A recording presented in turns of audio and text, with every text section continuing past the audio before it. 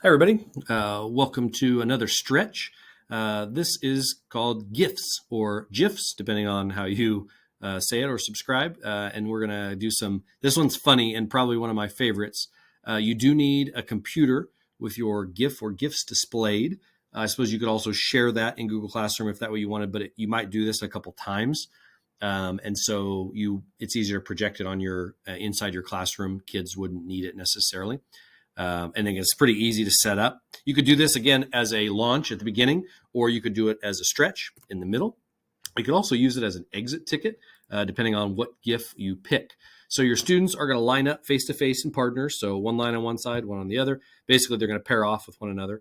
And then the images on the slides, which you're going to post up, are the character or the action or the emotion that they're going to act out while having a conversation about the topic. Again, the topic could be anything, could be random, like an icebreaker. Again, if you're thinking about like a launch, or if you're in the middle of the class, you may want to have the discussion or the debate in those characters about the content that you've used.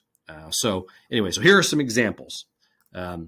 Again, we show the picture here. There's people standing across from one another.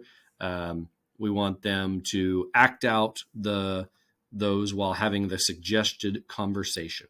So here's one. We've got Jennifer Lopez doing like the double hand hi wave, but the actual discussion is going to be what you did this summer.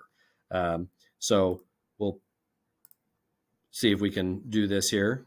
I'll do my best. So I'm saying, oh, my family went to Galveston. It was so wonderful. We really enjoyed the beach. We stayed at a hotel. We ate some seafood. It was awesome. Okay, which hopefully you had a nice laugh or chuckle at there. So you get the idea. Another action here, Mr. Chris Farley, and what you're doing this weekend. Right? And so he's got my plan is to mow the yard, and I'm not really looking forward to it. What about you? So we mock the action, or we have the action the same. Something that happened awesome at school this week, right? Where we're slapping hands. Okay, maybe we do it content-based, right? Here's our weather. I wish Kansas would just decide whether it's going to be cold or hot. Okay, so we're having that discussion. Favorite lunchbox, right? Fast Times at Ridgemont High.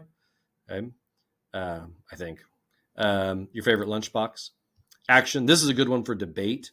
Choose sides, maybe content or something you're reading. Right now we're puppies and we're kittens, and he's the Chris Pine of, oh, come on, right? When somebody, come on. And so you would want to give them some actions to debate. You might have people, even if they agree that they're both dog people, which I don't know why you wouldn't be, have them take opposite sides of that argument and kind of do it that way. So those are just fun ways or fun options for doing it. Again, using them. Again, another way to do it would be to have kids pick the topic and find a GIF. So once you've done this a few times and they get the idea, they figure out kind of how it works, then you can have some kids that set it up, take some ownership of it. They know topics, they know discussion, obviously teacher approved or screened at a time. But this is one of my favorite ones. Doesn't take a lot of work. Kids really enjoy it.